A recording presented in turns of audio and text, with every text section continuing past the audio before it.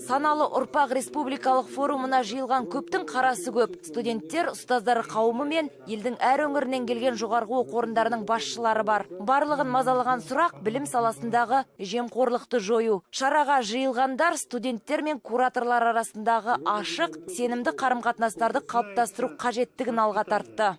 Алматы мектептерінде, колледждер мен университеттерінде 500 мыңға жуық жастар білім алады.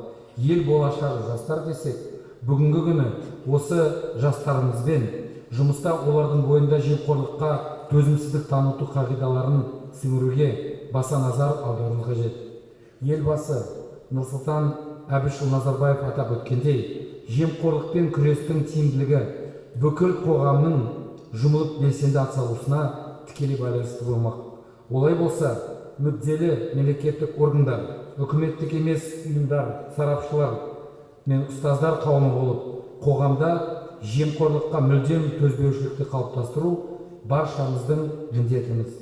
Елімізде жемқорлық ең көп тараған саланың бірі дәл осы білім беру саласы екен. Әсіресе оңтүстік Қазақстан облысының мектептері мен балабақшаларында жемқорлық өршіп тұрған көрінеді. Одан кейінгі көшті солтүстік пен батыс Қазақстан облысы жалғауда. Шағын сыйлықтан бастап қомақты қаржыға дейін паралатындардың үстінен қылмыстық іс қозғалса да араны ашылған ашкөздер саны азаймай тұр. Сондықтан алдағы уақытта Қазақстанның ең үздік жоғарғы оқу орындарының рейтингі жасақталмақ. Ол үшін жасырын сауалнама жүргізіледі.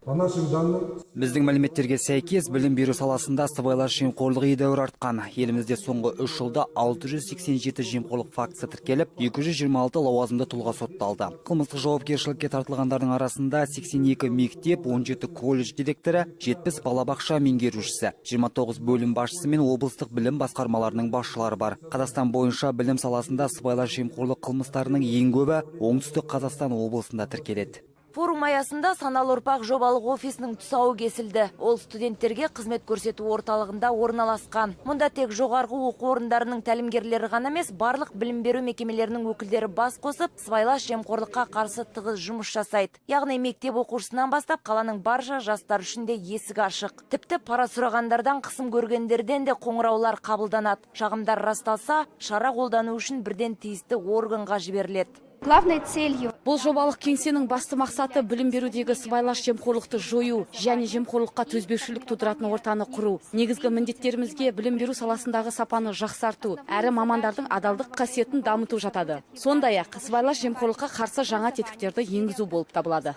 Айтып өтсек, форумнан соң келген меймандарға Алматыдағы Open Алматы және құқық қорғау қызметтері орталығының жұмысы таныстырылды. Былтыр ашылған қос мекемедегі мамандардың жұмысы көңіл көншітеді. Мәселен, арыз шағымдарды қабылдап қана қоймай, өз кәсібін бастауға ниеттенген адамдарға да кеңес беретін қоғамдық қабылдау орталығы осы уақытқа дейін 16 мың тұрғынның мәселесін қарастырып үлгеріпті. Соның 72% бірден шешілген. Ал құқық қорғау қызметтері орталығы ашылғалы бері 4 мыңнан астам тұрғынға көмек беріпті. Қазіргі уақытта прокурорлардың кеңесіне күн сайын 200-ге тарта адам жүгінеді екен. Айдана Мейрамбайқызы, Рашид Шүкірәлиев, Алматы телеарнасы.